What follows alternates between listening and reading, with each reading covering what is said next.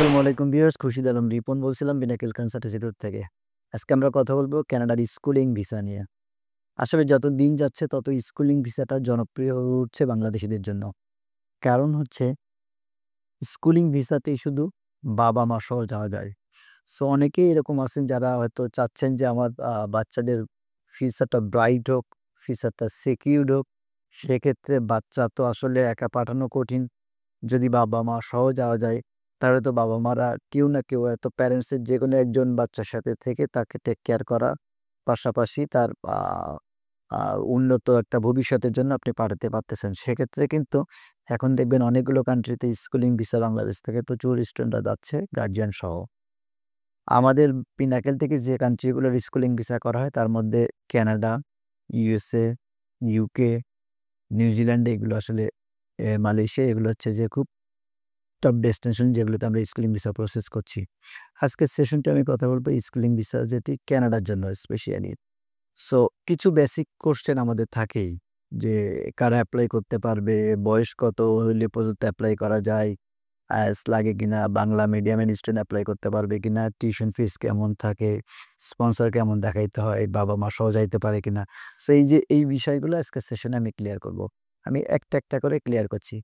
১ম যে পয়েন্টে আসি সেটা হচ্ছে যে ইংলিশ মিডিয়ামের স্টুডেন্ট যেহেতু এখানে মিডিয়াম অফ ইনস্ট্রাকশন ইংলিশে পড়াশোনা করতে হয়। সো ডেফিনিটলি একটা সবার ধারণা থাকে যে হয়তো ইংলিশ মিডিয়ামের স্টুডেন্টরাই শুধু স্টুডেন্ট ভিসায় যাইতে পারবে। তো বাংলা মিডিয়াম যারা আছে তারা যাইতে পারবে কিনা? ১ম প্রশ্নটার অ্যান্সার হচ্ছে যেকোনো মিডিয়াম, বাংলা মিডিয়াম হোক, ইংলিশ মিডিয়াম হোক আপনি এপ্লাই করতে পারবেন।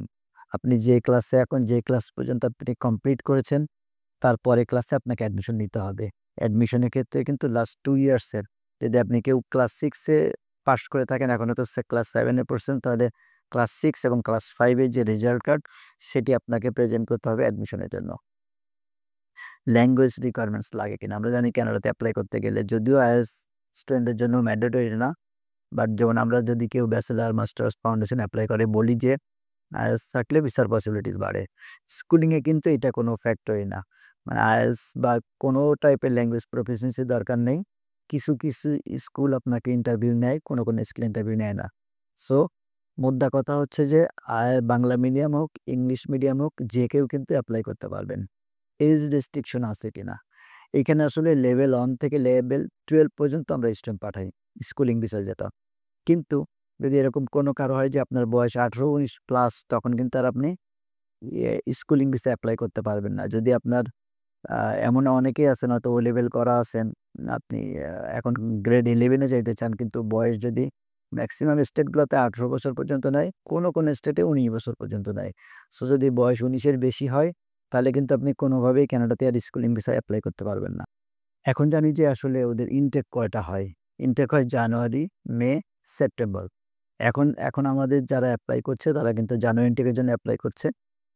আর জানুয়ারি ওদের নরমালি যেটা হয় যে যেহেতু কানাডার আমরা জানি অ্যাডমিশন আসতে একটা সময় লাগে।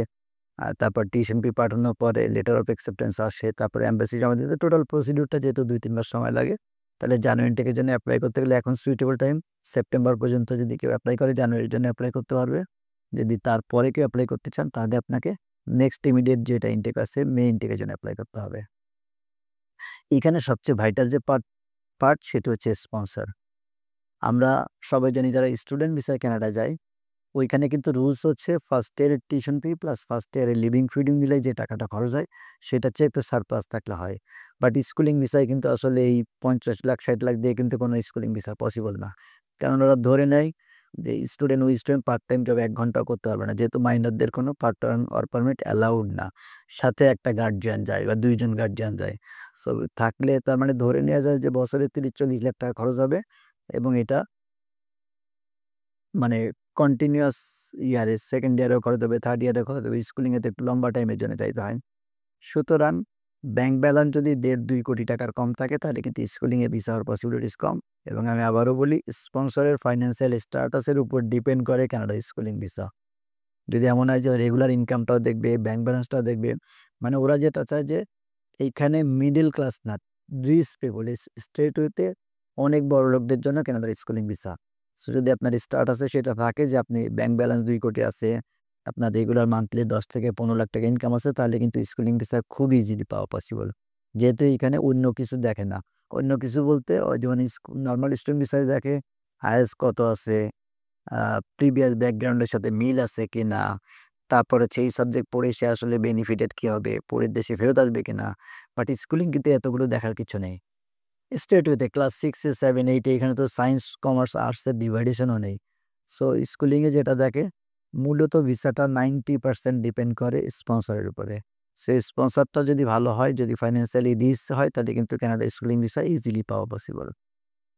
এখানে একটা সুবিধা হচ্ছে যে গার্ডিয়ান যাওয়া যায়। যদি অ্যাকর্ডিং টু রুলস হচ্ছে একজন গার্ডিয়ান গ্যারান্টেড ভিসা পায়, বাট আমরা এরকম অনেকগুলো গার্ডিয়ান ২ জন গার্ডিয়ান একসাথে জমা দিলেও কিন্তু ভিসা হয়। যদি কেউ এরকম থাকেন যে বাবা-মা সহ এপ্লাই করতে চান বা অনেক ফ্যামিলি আছেন যারা হয়তো আপনি চাচ্ছেন যে আপনার জেনারেশনটি আপনি একটা ভালো কান্ট্রিতে, ক্যানাডার মতো একটা সিকিউরড কান্ট্রিতে শিফট করতে, তাহলে কিন্তু তাদের জন্য কানাডা ডেফিনিটলি একটা ভালো অপশন। বাবা-মা সহ ভিসা হবে, স্টুডেন্টের ভিসা হবে স্টাডি পারমিট এবং বাবা-মায়ের ভিসা হবে ভিজিট ভিসা। বাট এইখানে অনেক ক্ষেত্রে কিন্তু যাওয়ার পরে যদি কেউ চায়, কানাডাই একটা দেশ যেখানে ভিজিট ভিসায় যেয়েও কিন্তু আপনি স্ট্যাটাস চেঞ্জ করতে পারেন। যদি এরকম কোনো ফ্যামিলি যান যে কানাডায় স্কুলিংয়ে ভিজিট ভিসায় বাচ্চা সহ ভিসা হইছে আর যাওয়ার পরে আপনি চাইলে কিন্তু বিজনেস ভিসা অথবা ওয়ার্ক পারমিট এগুলোতে কিন্তু আপনি আপনার ট্রান্সফার করতে পারবেন। আমাদের মাধ্যমে কানাডাতে ২ ক্যাটাগরি স্কুলে আমরা এপ্লাই করি নরমালি। গভর্নমেন্ট স্কুলগুলা যেখানে টিউশন ফি ১ বছরেরটা একবারে দিতে হয়। টিউশন ফি নরমালি $১৫,০০০-১৬,০০০ এর মতো হয়। আর অনেকগুলো প্রাইভেট স্কুল আছে যেটাতে টিউশন ফি $২০,০০০-৩০,০০০।